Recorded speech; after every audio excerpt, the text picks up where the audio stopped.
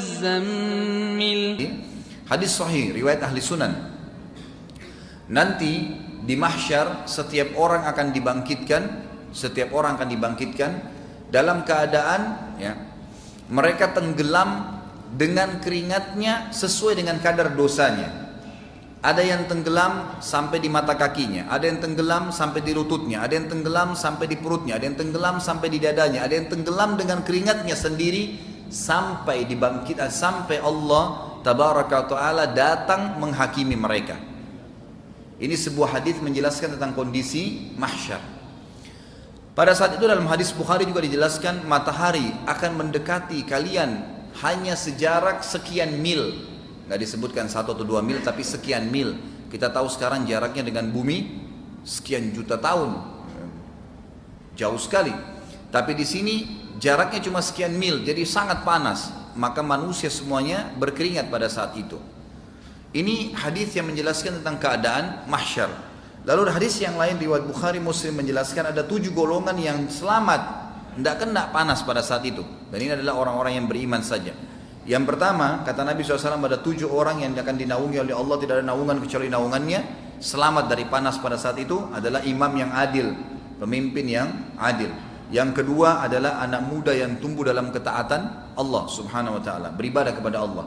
Makanya ini pentingnya mendidik anak-anak kita dalam keadaan saleh. Yang ketiga, sudah masuk waktu? Hah? Jam 7 berapa? Baik, saya sebutkan ini. Yang ketiga adalah orang yang saling mencintai karena Allah, berpisah karena Allah. Yang keempat, seorang laki-laki yang hati terikat dengan masjid. Yang kelima, seseorang berinfak dengan tangan kanannya sampai tangan kirinya tidak tahu. Dan yang keenam, seseorang yang dipanggil untuk berzina lalu dia meninggalkan perzinahan tersebut oleh pasangan yang kaya dan juga memiliki jabatan kecantikan atau kegagahan tapi dia menolaknya. Dan yang ketujuh, ada yang ingat?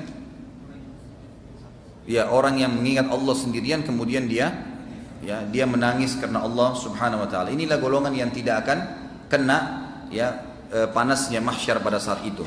Kemudian saya tutup dengan kalimat, pada saat itu kata Nabi sallallahu alaihi wasallam, semua manusia akan kesusahan. Mungkin mohon maaf ini saya tambah, nanti kalau azan langsung bisa langsung iqamah dan kita sholat. Pertanyaan setelah sholat isya.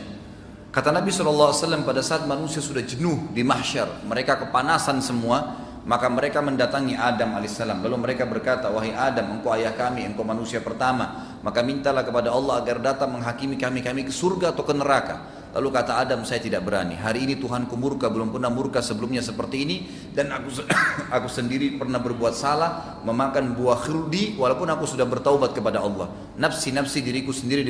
Coba pergi ke Idris, Nabi setelahnya. Wahai Idris, kaulah yang telah diberikan maqam, tempat yang tinggi oleh Allah. Kamu Nabi yang kedua dan seterusnya. Banyak kelebihan. Lalu kemudian Idris berkata, saya tidak berani, Tuhan saya murka hari ini, belum pernah murka sebelumnya seperti ini, maka selamatkan diriku sendiri. Pergilah, coba pergi ke Nabi Nuh terus mengatakan hal yang sama. Kemudian pergi ke Nabi Hud, Saleh, Syuaib, semua Nabi semuanya nolak. Kata Nabi SAW, tentu ada dialog panjang di sini, tapi yang jelas mereka semua nolak. Terakhir Isa alaihissalam, Isa berkata, saya tidak berani, pergilah coba kepada Muhammad.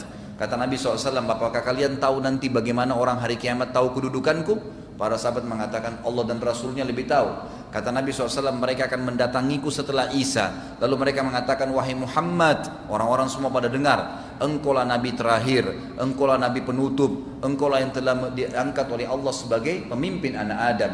Mintalah kepada Allah agar datang menghakimi kami ke surga atau ke neraka. Lalu aku berkata, ana lahu, saya pemiliknya. Lalu Nabi kita Muhammad SAW mengatakan, saya datang ke bawah arsy-Nya Allah, kemudian saya sujud, kemudian saya dibukakan oleh Allah puji-pujian untuk Allah yang tidak pernah dibukakan untuk orang sebelum aku dan juga sesudahku. Lalu terdengar suara dari langit, ya, kata Nabi SAW, Allahu alam berapa lama saya sujud. Lalu terdengar suara dari langit arsy-Nya Allah berkata, dari arsy-Nya Allah berfirman kepada Nabi SAW mengatakan, wah Muhammad, angkat kepalamu, ishfa tushfa, berikan syafaat maka kau akan diberikan syafaat. Maka pada saat itu Allah Subhanahu wa taala pun memberikan izin Nabi SAW, maka beliau memberikan 2 syafaat pertolongan. Pertolongan pertama adalah semua manusia dihisab pada saat itu ke surga atau ke neraka, dan yang kedua adalah beliau memberikan syafaat pertolongan untuk umatnya ya sallallahu alaihi wasallam agar bisa diselamatkan dari api neraka. Sampai sini insyaallah mudah-mudahan bermanfaat. Subhanakallahumma bihamdika asyhadu an la ilaha illa anta astaghfiruka wa atubu ilaik. Wassalamualaikum warahmatullahi wabarakatuh.